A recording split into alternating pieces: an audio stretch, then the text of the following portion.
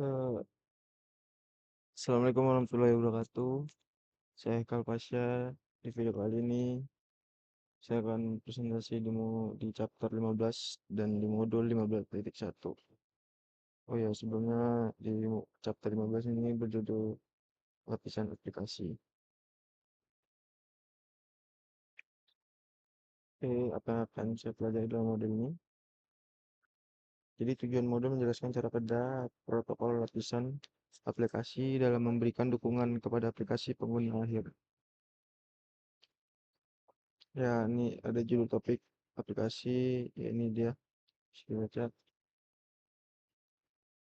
Jadi saya baca aja judul topik pertama aplikasi, presentasi dan sesi.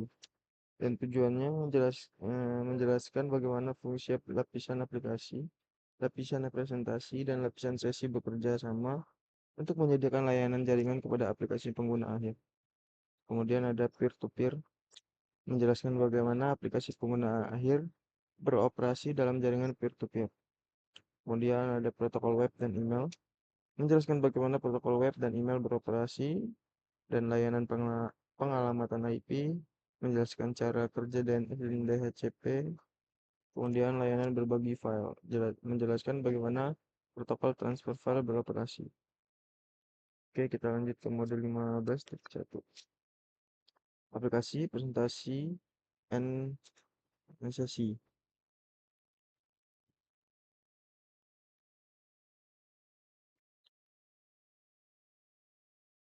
Oke, 15.1.1 lapisan aplikasi. Dalam model OSI dan TCP atau IP, lapisan aplikasi adalah lapisan yang paling dekat dengan pengguna akhir. Seperti yang ditunjukkan pada gambar, lapisan ini menyediakan antarmuka antara aplikasi yang digunakan untuk berkomunikasi dan jaringan yang mendasarinya tempat pesan ditransmisikan. Protokol lapisan aplikasi digunakan untuk bertukar data antara program yang berjalan pada sumber dan tujuan. Hmm. Dan berdasarkan model TCP/IP, tiga lapisan teratas dari model OSI, aplikasi, presentasi, dan sesi mendefinisikan fungsi dari lapisan aplikasi TCP atau IP. Terdapat banyak protokol lapisan aplikasi dan protokol baru selalu dikembangkan.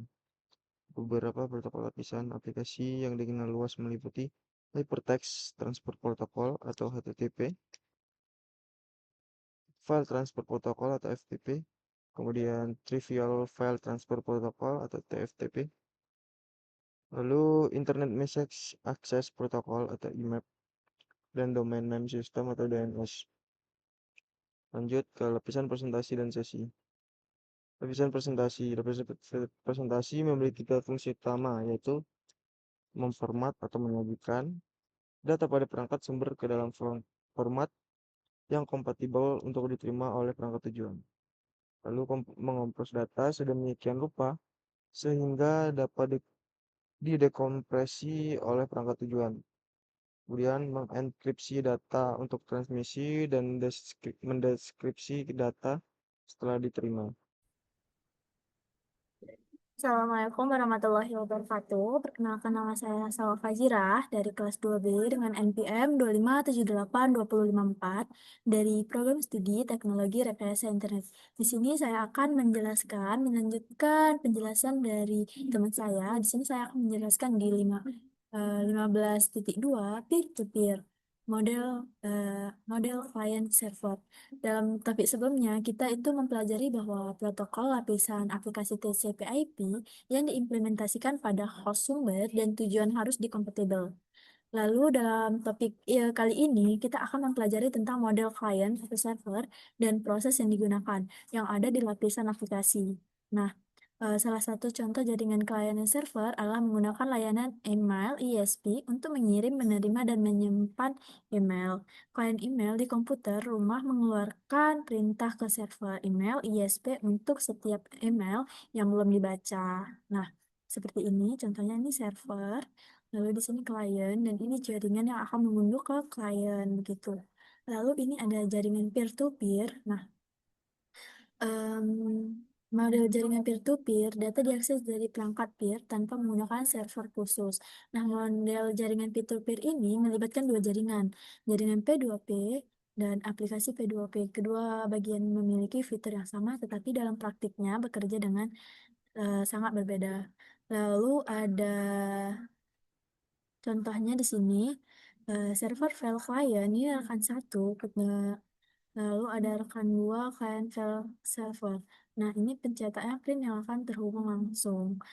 Nah, ini dalam pertukaran peer-to-peer, kedua perangkat dianggap sama dalam proses komunikasi. Peer 1 memiliki file yang dibagikan dengan peer 2 dan dapat mengakses printer bersama yang terhubung langsung ke peer 2 untuk mencetak file gitu. Oke, lanjut di aplikasi peer-to-peer. Nah, aplikasi ini, aplikasi P2P memungkinkan perangkat bertindak sebagai klien dan server dalam komunikasi yang sama. Seperti yang ditunjukkan pada gambar ini, klien dan server. Oke, setiap klien adalah server dan setiap server adalah klien, begitu teman-teman. Oke, kita lanjut. Ada aplikasi P2P, peer-to-peer umum dengan jaringan P2P, peer-to-peer ini meliputi BitTorrent, koneksi langsung, keledai, le- lalu jaringan bebas. Beberapa aplikasi P2P didasarkan pada protokol Gnutella, di mana setiap pengguna berbagi seluruh file dengan pengguna lain. Seperti yang ditunjukkan pada gambar ini, teman-teman. Ini ya. Ini perangkat Luna klien yang kompatibel dengan Gnutella memungkinkan perangkat untuk terhubung ke layanan Gnutella melalui internet dan untuk menemukan dan mengakses sumber daya yang dibagikan oleh rekan-rekan Gnutella lainnya. Oke. Hmm, Ini ada pemeriksa pemahaman peer-to-peer, nanti kita akan mengerjakannya. Oke, mungkin penjelasan tentang peer-to-peer di 15.5 hanya segini. Saya akhiri. Wassalamualaikum warahmatullahi wabarakatuh.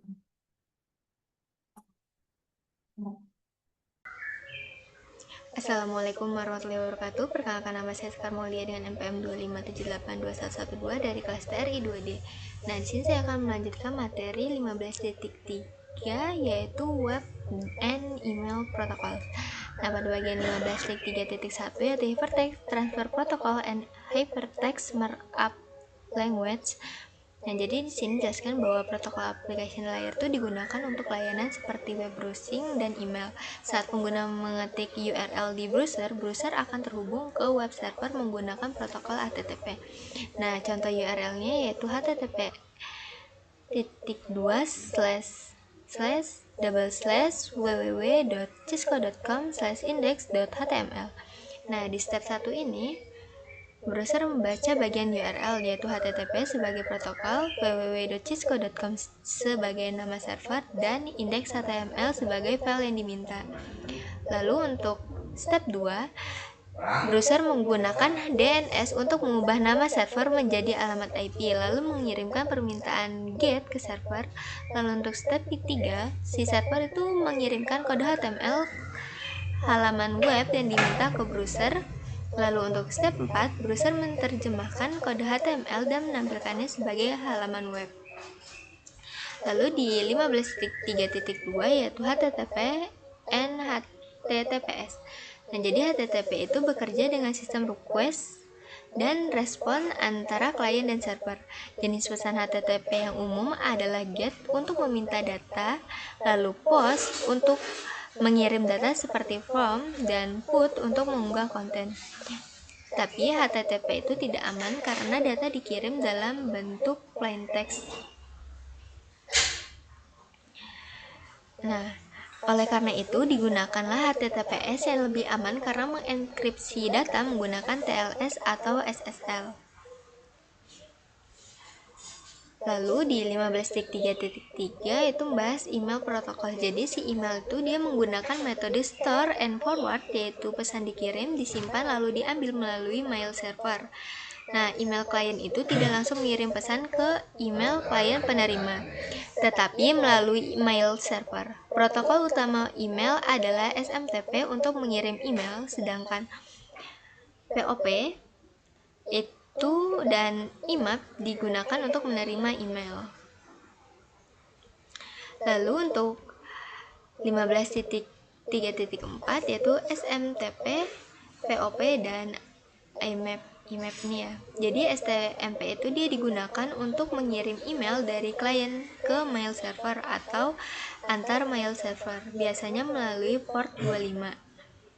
Nah, kalau untuk POP, jadi POP itu digunakan untuk mengambil email dari server ke klien, lalu email biasanya itu dihapus dari server. Nah, POP ini menggunakan port 110 dan versi umumnya adalah POP3. IMAP, nah kalau untuk IMAP, jadi si IMAP itu juga digunakan untuk mengambil email, tetapi pesan aslinya tetap tersimpan di server sehingga dapat disinkronkan di beberapa perangkat. Seperti yang ada pada gambar ini. Mungkin segitu saja penjelasan tentang 15.3 web and email protocol dari saya. Materi selanjutnya akan dijelaskan oleh teman saya. Assalamualaikum warahmatullahi wabarakatuh. Perkenalkan, nama saya Cahaya Rafeti dari Program Studi Teknologi Rekayasa Internet. Hari ini saya akan menjelaskan tentang di mata kuliah Jaringan Komputer 1 di layanan pengamatan IP. Di sini saya bagian di 15.4, jadi sistem nama domain. Jadi ada protokol khusus lapisan aplikasi yang dirancang untuk mempermudah mendapatkan alamat untuk perangkat jaringan. Nah, itu sangat penting karena akan memakan banyak waktu untuk mengingat alamat IP, alih-alih URL atau mengonfigurasi semua perangkat. Nah, di internet nama domainnya memenuhi syarat FQDN, yaitu seperti di dalam ada link di siswa ini. Jadi itu jauh lebih diingat oleh orang daripada 192.133.2.19.25 yang merupakan alamat numerik aktual untuk server. Nah, di sini ada langkah-langkahnya juga. Nah, lanjut, di sini ada format konstan DNS. Jadi server DNS ini menyimpan berbagai jenis catatan sumber daya yang digunakan untuk menyelesaikan nama. Nah, ini kayak ada A, NS, AAA, sama MX. Jadi saat klien membuat query, proses DNS server pertama-tama itu melihat catatannya sendiri untuk menyelesaikan nama. Jika tidak dapat menyelesaikan nama dengan menggunakan catatan yang dia simpan, dia itu bakal hubungi server lain untuk menyelesaikan namanya. Setelah kecocokan ditemukan dan dikembalikan ke server yang meminta asli, server untuk sementara menyimpan alamat bernomor jika nama yang sama diminta lagi gitu. Selanjutnya di sini ada hierarki DNS. Jadi protokol DNS itu menggunakan sistem hierarki untuk membuat database untuk memberikan resolusi nama seperti yang ditunjukkan pada gambar DNS yang menggunakan nama domain untuk membentuk hierarki. Jadi struktur penamaan itu dipecah menjadi zona kecil yang dapat dikelola. Jadi setiap server DNS itu memiliki file database tertentu dan hanya bertanggung jawab untuk mengelola pemetaan nama ke IP untuk bagian kecil dari seluruh struktur DNS. Jadi domain tingkat atas yang berbeda mewakili jenis organisasi atau negara asal.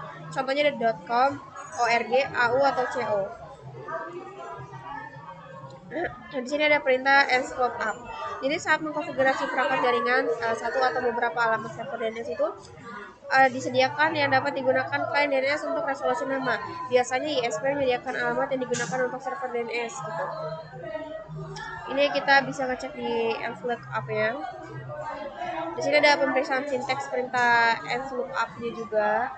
Dan di sini ada protokol konfigurasi host dinamis. Jadi dynamic host configuration protokol atau DHCP untuk layanan IPv4 mengotomatisasikan penetapan alamat IPv4, subnet mask, gateway, dan parameter jaringan IPv4 lainnya. Jadi ini tuh disebut sebagai pengalamatan dinamis. Alternatif untuk pengalamatan dinamis adalah pengalamatan statis. Nah, DHCP itu dapat mengalokasikan alamat IP untuk jangka waktu yang dapat dikonfigurasi yang disebut periode sewa. Periode sewa adalah pengaturan DHCP yang penting ketika periode sewa berakhir atau server DHCP itu mendapatkan pesan DHCP pre-release. Alamat dikembalikan ke kumpul DHCP untuk digunakan kembali. Di sini ada operasi DHCP.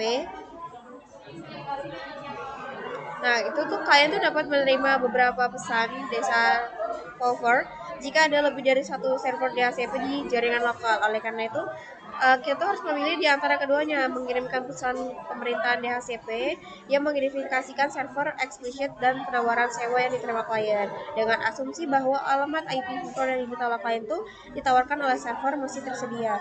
Server mengembalikan pesan pengakuan DHCP yang mengakui kepada klien bahwa sewa telah diselesaikan. Di sini ada amati resolusi DNS juga. Dan mungkin segitu saja penjelasan yang bisa saya sampaikan. Lebih dan kurangnya saya mohon maaf. Saya akhiri. Wassalamualaikum warahmatullahi wabarakatuh. Assalamualaikum warahmatullahi wabarakatuh. Perkenalkan, nama saya Andrian Fernando dari TRI 2D. Jadi di sini saya melanjutkan penjelasan materi dari teman saya. Di sini saya akan membahas tentang 15 titik di modul 15.5 yaitu layanan berbagi file. Jadi di sini terbagi menjadi dua, di 15.5.5.1 yaitu protokol transfer berkas. Seperti yang Anda telah pelajari di topik sebelumnya, itu model klien atau server. Klien dapat mengunggah data ke server, mengunduh jika kedua perangkat protokol transfer file FTP seperti HTTP, email, dan protokol pengalamatan. FTP adalah protokol lapisan aplikasi yang umum digunakan. Topik ini membahas FTP secara lebih detail. FTP dikembangkan untuk memungkinkan transfer data antar klien dan server. Klien FTP adalah aplikasi yang berjalan di komputer untuk mengirim atau menerima data dari server FTP. Di sini ada simulasi atau gambaran, yaitu jika klien ingin meminta data, dia melalui jaringan gitu. Di sini ada yang pertama koneksi kontrol. Klien membuka koneksi pertama ke server untuk lalu lintas kontrol. Lalu yang kedua itu koneksi data. Jika tidak ada data maka tidak ada sumber yang bisa kita cari itulah. Lalu ada dapatkan data. 3. Transfer data. Server mentransfer data ke klien. Jika si klien terhubung dari server dan klien meminta data, yaitu server bisa aja mengirimkan data jika mereka saling terhubung gitu. Oke, dan selanjutnya itu 15.5.2 yaitu blok dan pesan server.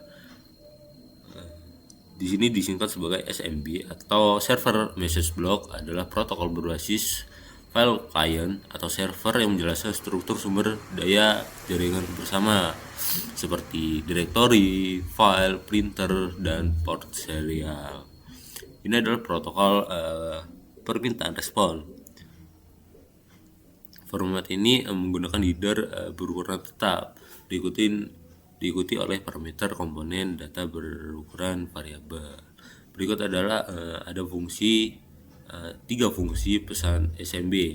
Yang pertama yaitu kita ada memulai, mengautentikasi, dan mengakhiri sesi. Lalu yang kedua ada kontrol akses file dan printer. Dan yang terakhir izinkan aplikasi untuk mengirimkan atau menerima pesan dari perangkat lain gitu. Layanan berbagi file ini pencetakan SMB telah menjadi andalan jaringan di Microsoft. Dengan diperkenalkan seri perangkat lunak Windows 2000, Microsoft mengubah struktur dasar penggunaan SMB pada versi produk Microsoft sebelumnya. Jadi dia ada upgradean gitu. Yang mungkin protokol TCP atau IP secara langsung mendukung berbagi sumber daya SMB. Di sini ada contoh gambarannya, yaitu jika klien permintaan UKM dan server akan menanggapi sesuai permintaannya gitu. Di server dia ada ya sumber daya bersama atau filenya gitu. Ini proses pertukaran file SMB antar PC Windows ditunjukkan gambar berikut. Asal mereka terhubung dengan jaringan, salinan file itu bisa dilakukan. Bahkan sekarang lebih gampang gitu kan. Berkas dapat disalin dari PC ke PC lain menggunakan Windows Explorer dengan protokol SMB. Oke, mungkin sekian bisa saya jelaskan dari file 15.5 di sini. Saya akhiri. Wassalamualaikum warahmatullahi wabarakatuh.